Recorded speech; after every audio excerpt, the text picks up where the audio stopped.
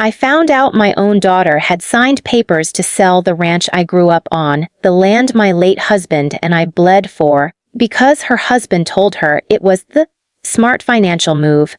And when I confronted him about it, he smirked and said I should be grateful he was willing to clean up my mess. What he didn't know, what neither of them had any idea about, was that the company he bragged about building from nothing, the business he used to pressure my daughter into this decision, actually belonged to me. I had owned it quietly for years. So before I tell you how this explodes, before I tell you what choice I made and what it cost all of us, tell me honestly, if you were in my place, would you let your own child destroy your legacy for someone who clearly didn't respect you? Or would you do something drastic to protect what was yours? Let me take you back to the beginning, because none of this happened overnight, even though it felt like my world collapsed in a single afternoon. I'm a rancher's wife, or I was, and then I became a rancher on my own. My husband, Tom, and I bought that ranch when we were barely scraping by. We slept in a drafty trailer the first 2 winters, patched fences ourselves, pulled calves in the middle of freezing nights, and worked ourselves to the bone. That land wasn't just property to me, it was every sacrifice we made, every dream we shared. When Tom passed away suddenly from a heart attack about 10 years ago, that ranch was the only thing that kept me standing. I poured myself into it, and I was proud that by the time my daughter, Emily, was grown, the ranch was stable, profitable, and respected in the community. Emily was my only child. She grew up running through those fields, riding horses before she could properly write her name, and swearing she'd never leave. But life has a way of pulling people in directions they don't expect. She went to college in the city, met her now husband, Mark, and suddenly the ranch life was something she talked about like a childhood phase she'd outgrown. Mark was charming at first. He wore expensive suits, talked fast, and always had some big idea about business, investments, and growth. I won't lie, I was impressed initially. After years of mud on my boots and dust in my hair, his confidence felt refreshing. Mark said he owned a logistics and supply company. He talked about contracts, expansion, and leveraging assets. I didn't understand half of it, but Emily looked at him like he hung the moon. When they got married, I gave them my blessing, even though something in my gut felt uneasy. He always treated the ranch like it was beneath him. He'd joke about me, playing farmer, and say things like, "There's no scalability in this, Mom." He called me Mom from day one, but it never sounded warm. It sounded patronizing. After the wedding, Emily started visiting less. When she did come, she was distracted, always on her phone, always talking about Mark's business and how stressful things were. Then, about a year ago, she started hinting that maybe it was time to rethink the ranch.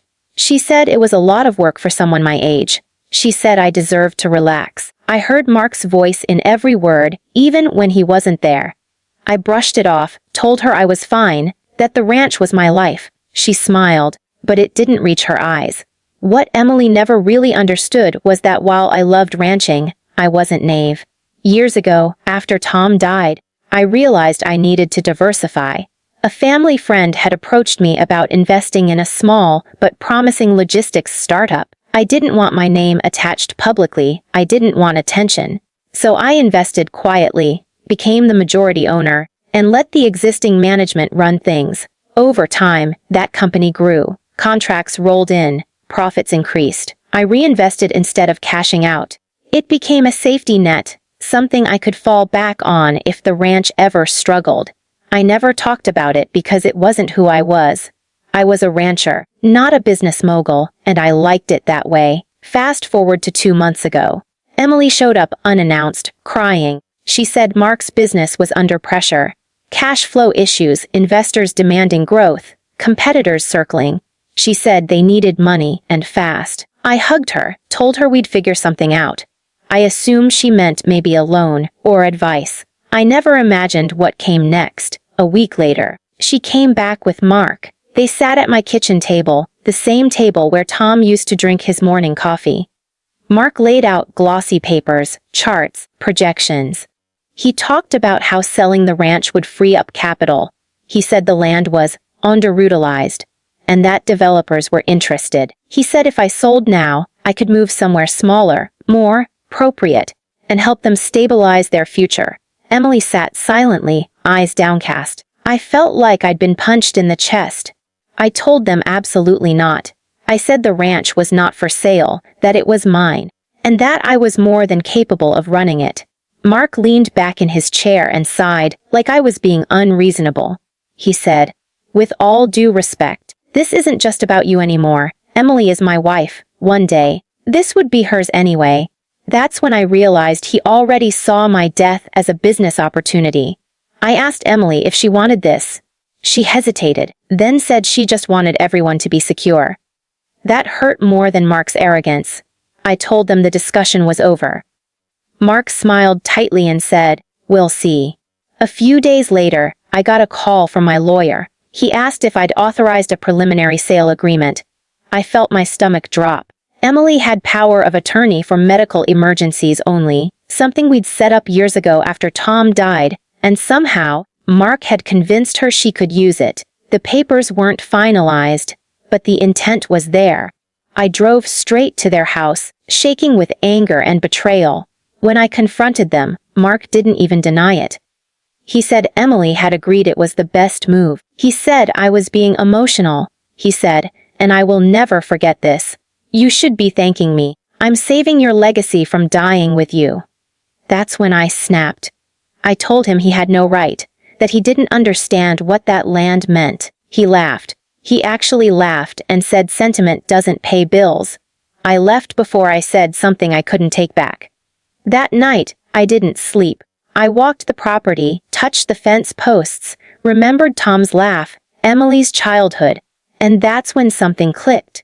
All the stress Mark had described, all the pressure on his business, sounded familiar.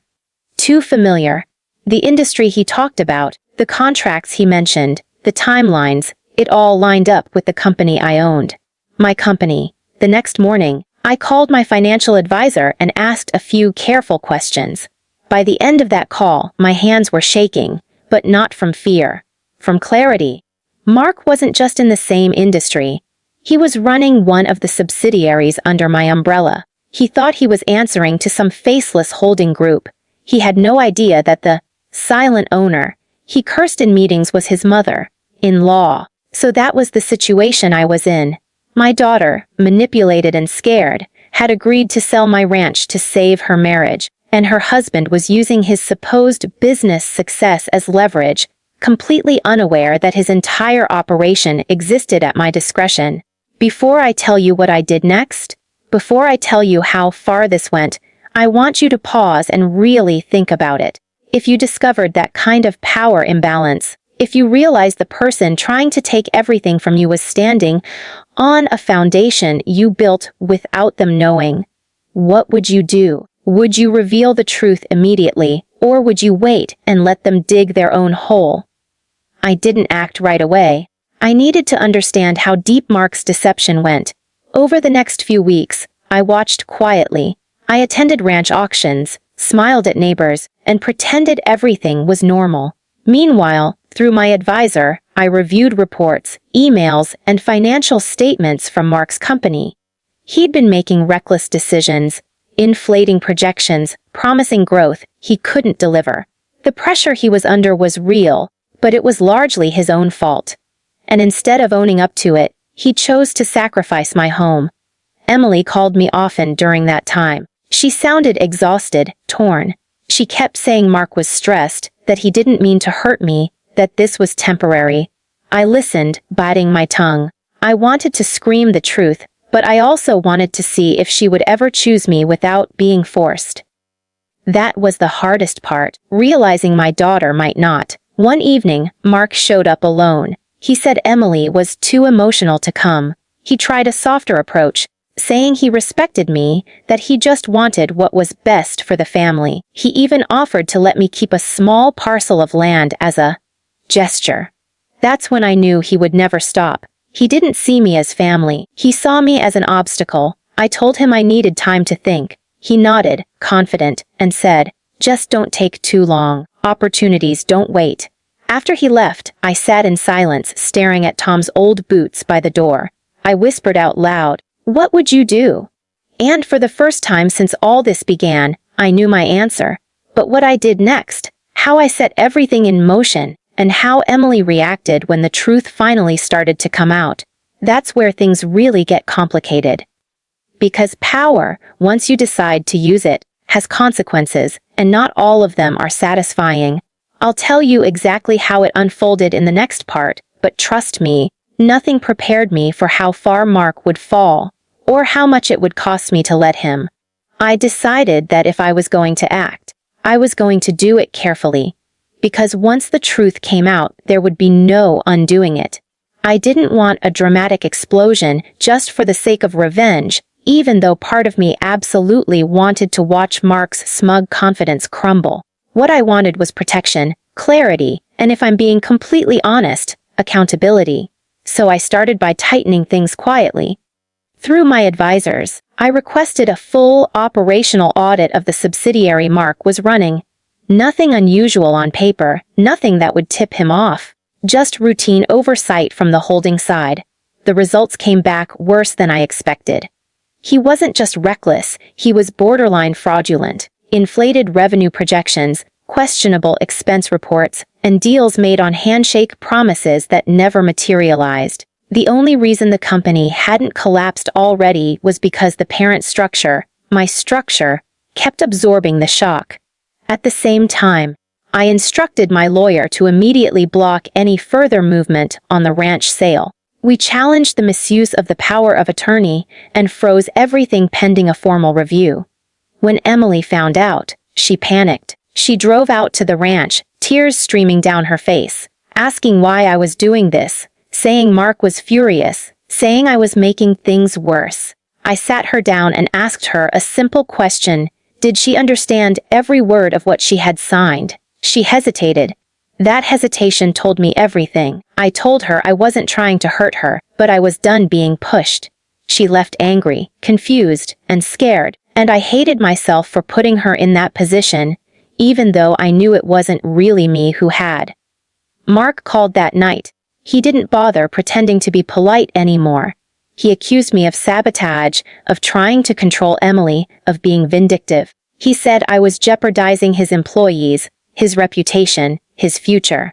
I listened quietly and then said something that caught him completely off guard. I said, "Mark, you've been jeopardizing your own future for a long time." He laughed bitterly and told me I didn't know anything about his business. I almost told him then, almost. But I stopped myself. I just said, "We'll talk soon." He hung up on me. Over the next week, things escalated fast. The audit triggered deeper reviews. Contracts Mark had promised suddenly required confirmation. Credit lines were questioned. His cash flow tightened overnight. Emily stopped calling. I heard through mutual acquaintances that Mark was telling people I was senile, that I was lashing out because I couldn't let go. That hurt, but it also hardened something in me.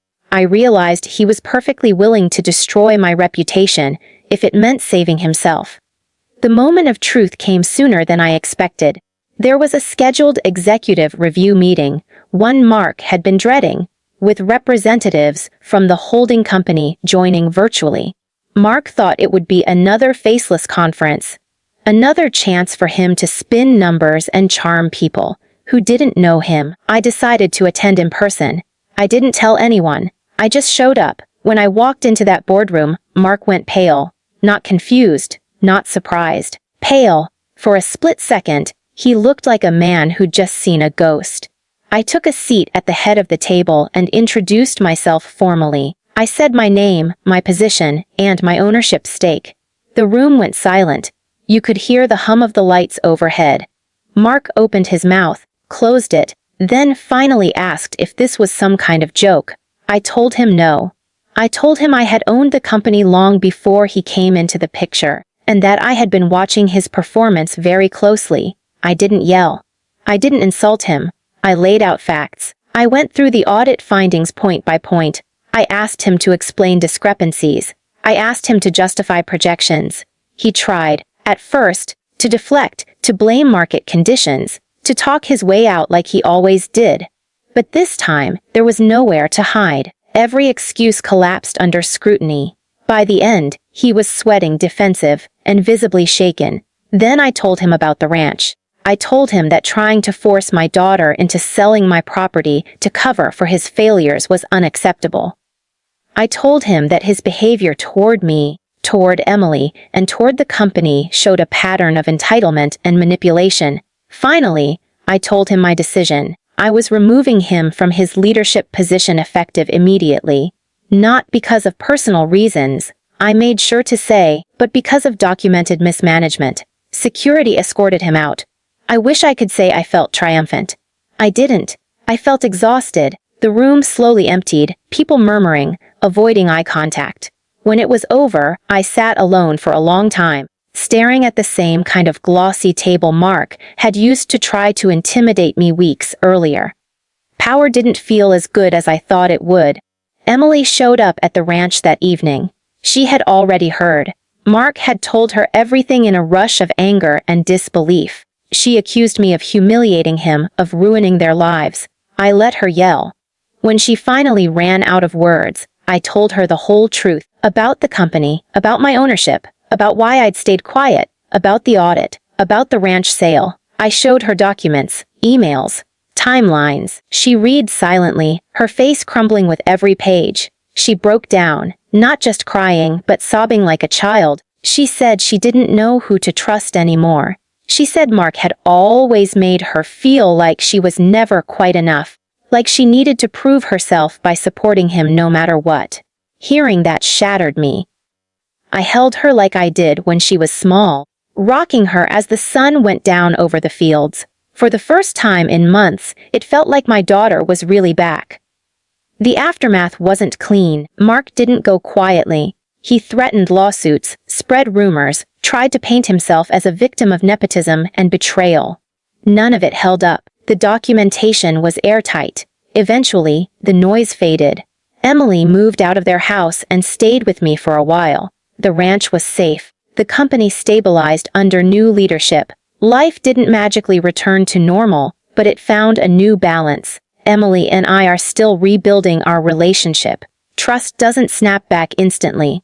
She filed for divorce a few months later. She's in therapy now, learning to untangle herself from years of subtle control. I'm proud of her, even when it's hard. As for me, I'm still on the ranch. I still wake up early, still walk the land, still feel Tom with me in the quiet moments. I didn't lose my legacy, but I did learn how fragile it can be when the people you love are pulled into someone else's ambitions. Looking back, I don't regret standing my ground. I regret that it had to come to that at all. If there's a lesson in this mess, it's that silence can protect you, but it can also enable the wrong people. And love doesn't mean surrendering everything you are. So now I want to ask you, knowing everything that happened, knowing the damage and the healing that followed, was I wrong for what I did? If you were on my side, like this video, if you think I went too far, tell me why in the comments. Subscribe for more stories like this, and share your final thoughts on this whole mess below. I'll see you all in the next story.